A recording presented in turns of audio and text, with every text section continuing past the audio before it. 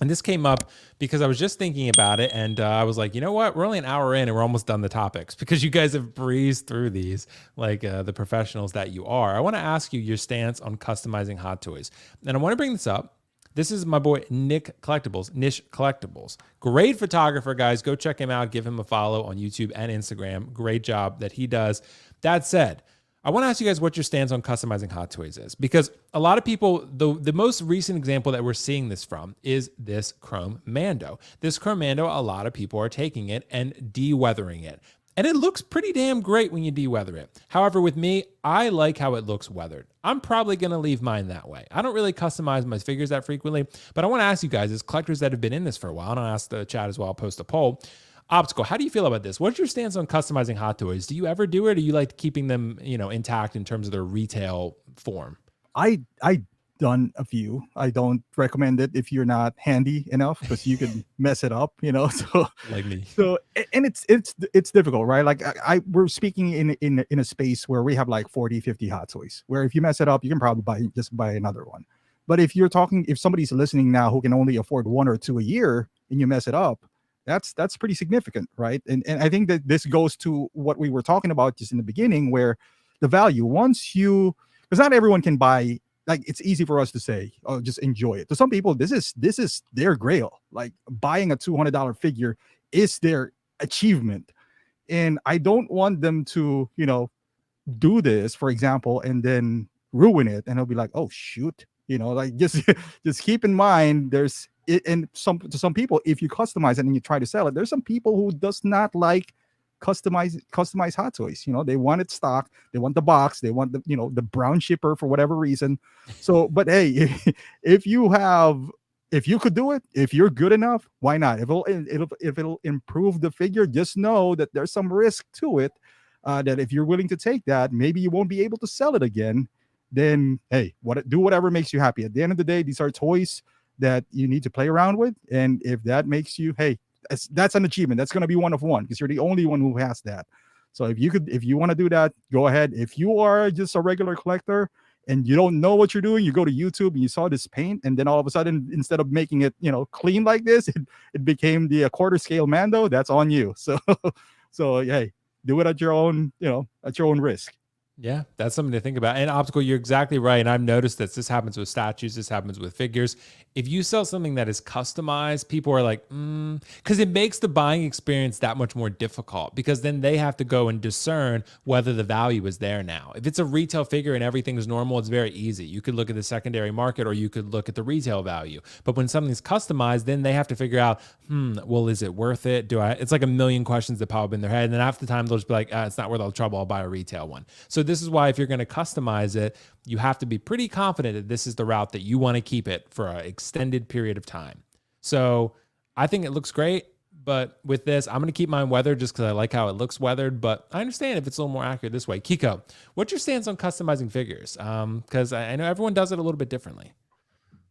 I am not talented enough to be able to pull this off. Okay. When I was like 13, I suppose, I got a Darth Vader helmet, essentially. And I'm like, it's too glossy. And so I went and found myself a like silver Sharpie and like put like accent marks on, like, it could kind of give it like the illusion of different like lights hitting it type of thing.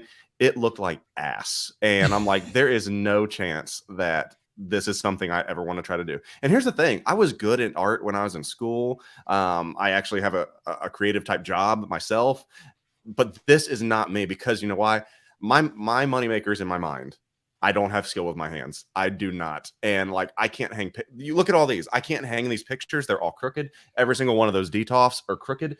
I can barely pose a figure. I can barely put gas in my car. It's very, very challenging. So I am not going to take a risk on customizing anything. Optical said it perfectly. If you do not have the skill set to do that, pay somebody that does have the skill set to do that. These are way too costly. We're not talking about investments. They're too costly to mess up, essentially. Now, going back to the one about, well, I think it's okay if you just want to do like take the weathering off, take these mineral spirits and do that, because you're not really doing that much. I'm not putting a chemical on my figure. I'm sorry. Everyone's like, oh, it looks so much better. Well, we don't know how that's going to look in 8 months because Hot Toys did not design this for you to take all their varnish off, essentially. It's probably going to be fine, but who knows? What if in 8 months, all these people that put the mineral spirits on there because something in their chrome paint or plastic, it starts chipping and peeling. And everyone's like, oh no, I need the weather piece back now. It's too risky for me. I can't do it. I applaud the people that can do it. Like some people are incredible at it. And I'm like, this is wild. I think of D-Wound Customs, who's incredible, 16J, who is incredible because that's their art form and they're incredible at that. But I will not be doing it. Do I own any custom pieces? No, because I do not have the desire to do so. So it's a dangerous game that I'm not willing to get into. Yeah, and I'm with you, Kiko, because I feel like the second that I would go to customize a figure, I'd be like, "Oh, I broke it. I snapped the leg. I snapped the wrist peg, or did something." Right? It just. I mean, think about how antsy we get when we have like a belt break or something like that. Oh, dude, or something snap. Okay, so this is a true story.